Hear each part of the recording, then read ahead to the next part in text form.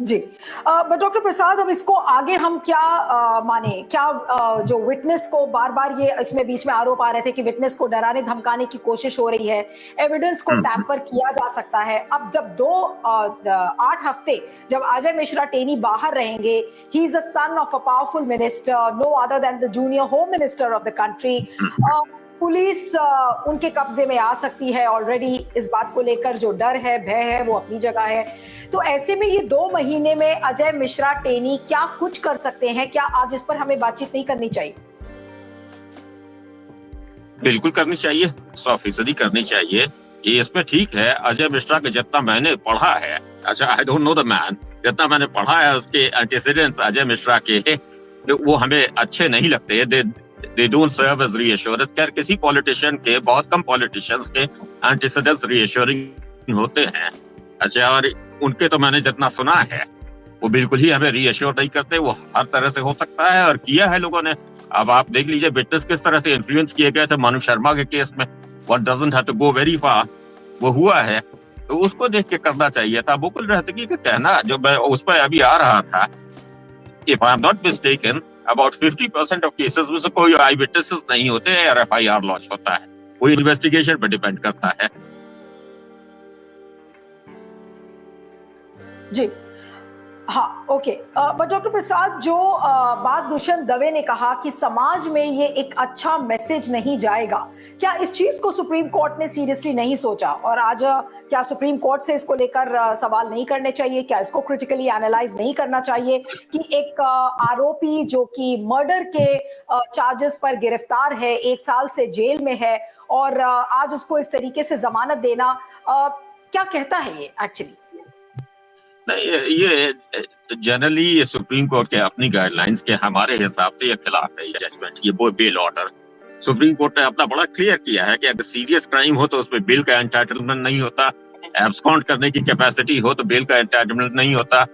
Witness और evidence tamper करने को हो तो उसमें नहीं होता। हमारे हिसाब से ये चारों में वो बेसिकली वो खड़े नहीं हो सकते हैं। हेलो। हाँ डॉक्टर प्रसाद, आप कह रहे हैं कि ये जो तीनों क्राइटेरियाज हैं, इनको ओवरलुक किया है सुप्रीम कोर्ट ने while ordering the bail? It appears, prima facie it appears that way. मैंने अभी पढ़ा नहीं है, लेकिन उसमें भी एक नोट करने की बात है कि 8 हफ्ते, हालांकि 8 हफ्ते में वो गड़बड़ करना चाहे तो कर सकते हैं, लेकिन उनको फुल बेल नहीं मिली है। फुल बेल नहीं दी है सुप्रीम कोर्ट ने। वो उन्होंने अप्लाई किया था फुल बेल के लिए, फुल बेल उनको नहीं मिली है।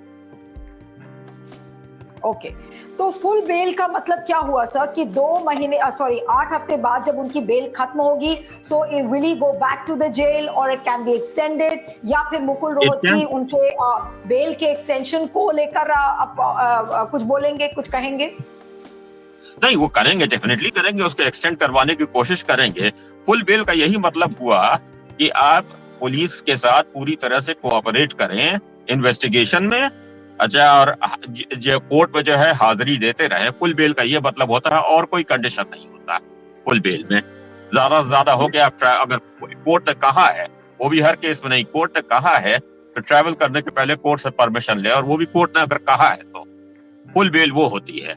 यहाँ पे मैं जरा पढ़ना टर्म्स एंड कंडीशंस भी लगाई हैं कि उनकी जो एंट्री है दिल्ली और यूपी में बैन रहेगी।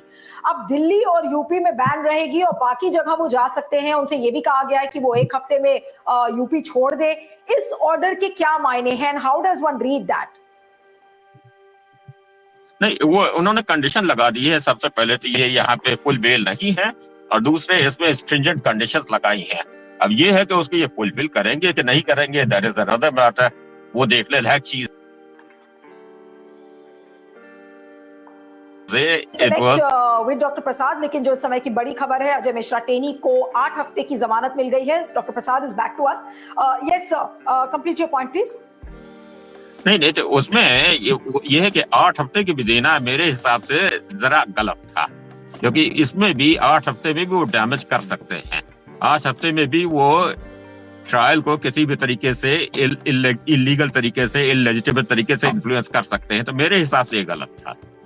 लेकिन मुझे जो आपसे बात पूछनी थी कि दिल्ली और यूपी में जो उनकी एंट्री बैन की गई है, उसका आधार क्या है? कोर्ट ने कहा है कि वो दिल्ली और यूपी में नहीं जा सकते और बाकी जगह वो जा सकते हैं।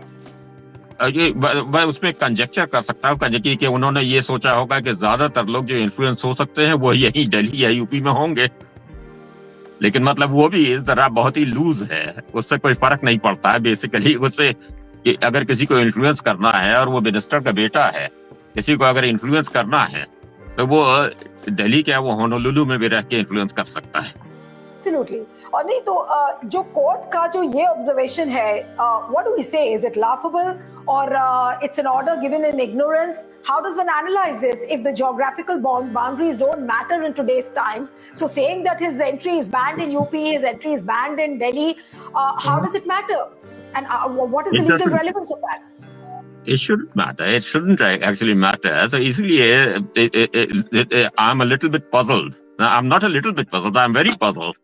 ये कंडीशनल उन्होंने बेल दे दी है, ये कंडीशन जो है it doesn't really hold, but it defeats the purpose. ये पर्पस बेल देने का है कि आप किसी भी तरीके से एब्सकॉन्ड नहीं करेंगे, एविडेंस नहीं टैम्पर करेंगे, विटनेस नहीं इन्फ्लुएंस करेंगे, तो ये it defeats that very purpose that way, and the Supreme Court should have known about it. Joining up QWide Network, का pleasure having you on the program. इस वीडियो को ज्यादा से ज्यादा शेयर करिएगा, फीडबैक भी दीजिएगा, बने रहिएगा मेरे साथ QWide पर। Thank you.